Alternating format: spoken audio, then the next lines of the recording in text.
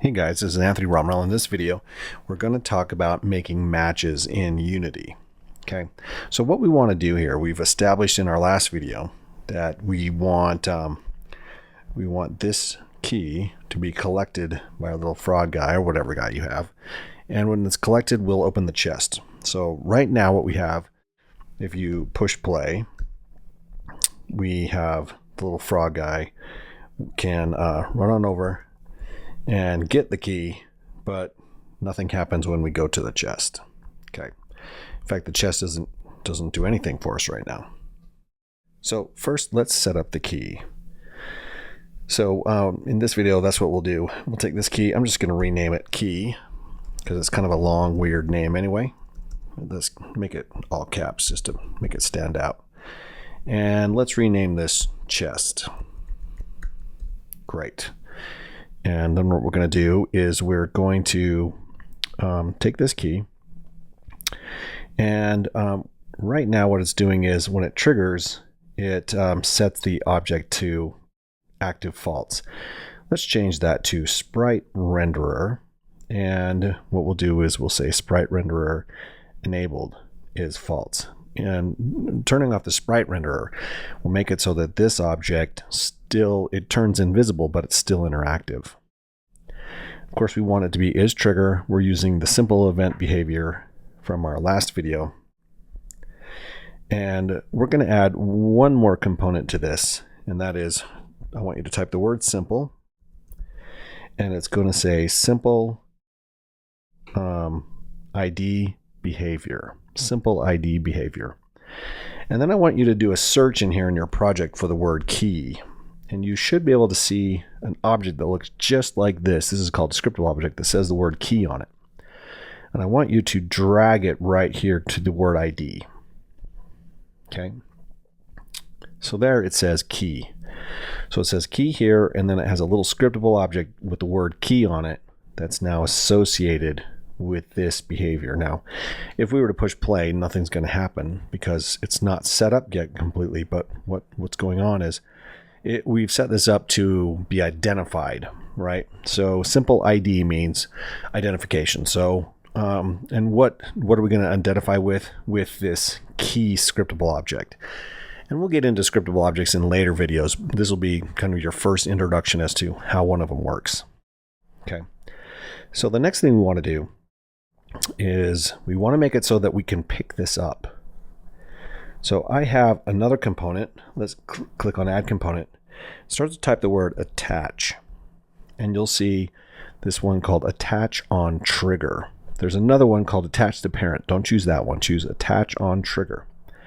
And what this is going to do is it's going to make it so that when our little frog guy heads over to the key, it's going to pick it up.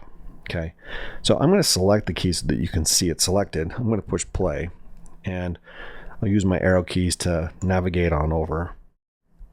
We'll jump up, and you can see I've grabbed the key and it's attached to the frog now, right? You could say, yeah, it's barely attached, and that is true, right? But it's still attached, which is pretty cool. And it's disappeared.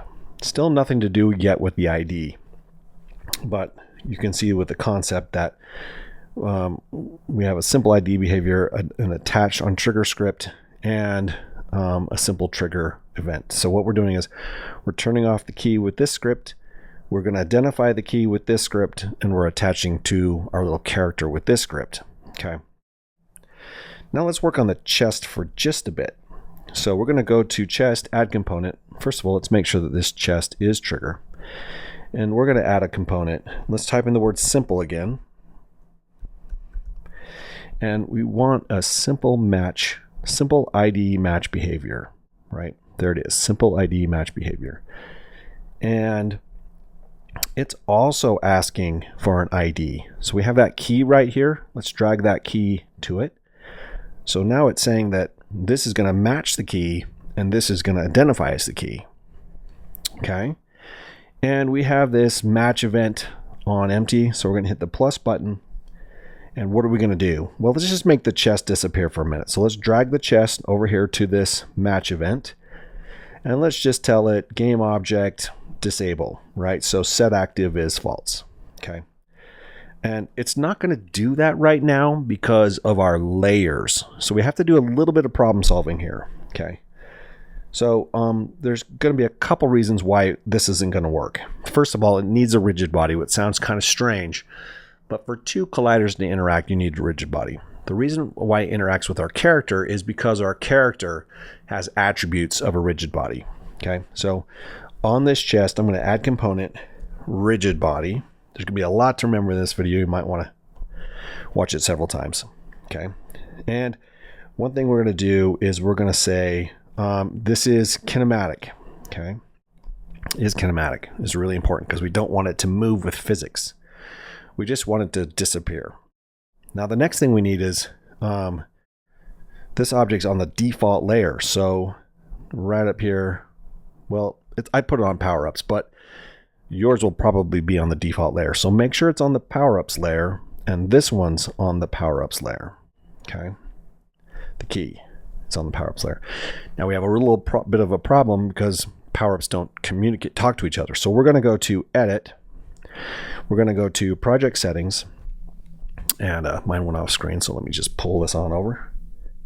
And under physics, we have our layer matrix, and we need to make sure that power-ups can interact with power-ups. Okay.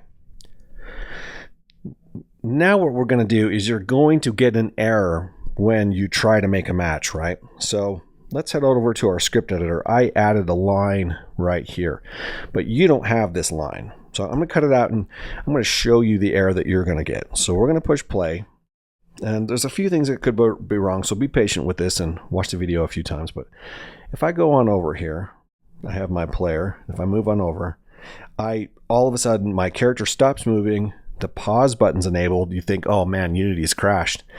And right down here, I've got a red error. So I'm going to double click it, and it's telling me where there's an error. And what it's saying is I have what's called null reference exception. Here it is. The console's popped up on my other screen, but here it is. So it says I've got this null reference exception, right? So the game's not over, but because it triggered into it, it paused it. So we're just going to hit stop. And at least we know it's working, it's communicating, because we've done all these steps before. But what we need to do now is you need to add a line of code to that that match behavior, right? That simple match ID. So what I want you to do is just come to the word here. It'll say it 2 times. It'll say simple match behavior, and then right underneath it'll say simple match behavior. Double click on this one. Okay. Oh, that is not the one. Let's try that one more time. So how we're going to do this is we go to the chest. Okay. And it says simple ID match behavior, simple ID match behavior. Double click that, and then you need to add a line right above this if statement. Okay.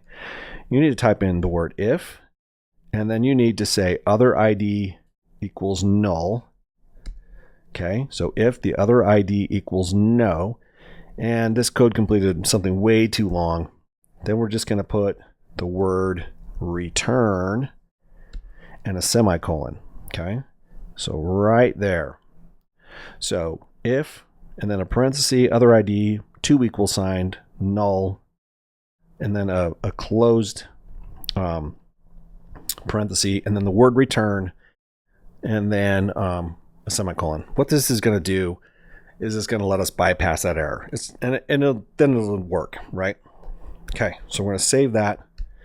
And I'll put instructions for you in Canvas to help you out with this. And I'll paste it into the video so you can see the line of code and just copy and paste it right on the video, just down below. Okay, so let's test that again. That should work. And what'll happen is this little frog guy will wander up, and nothing's going to happen with the box. But if I jump up and grab the key, so we'll grab the key here, and then come on down, you can see now the box disappears because it made a match. We have the key attached, and the key is now hitting into the chest, and what's going on is the chest is running that simple match behavior, making the match to the key that has the simple ID behavior. Okay. And that is the way you do matching. And you know, it seems kind of complex, so just make sure you watch this video a few times. And of course, if you have any questions or if you have any issues, just message me and I'm happy to help you out. And that's going to be pretty much the work you're going to do this week. I think it's a complicated enough thing that it'll take you a minute. But once you get it working and you understand the concepts, you're going to be able to do all sorts of cool matching things in your game, which is what you want to do. So that concludes this video. Again, if you have any questions, let me know.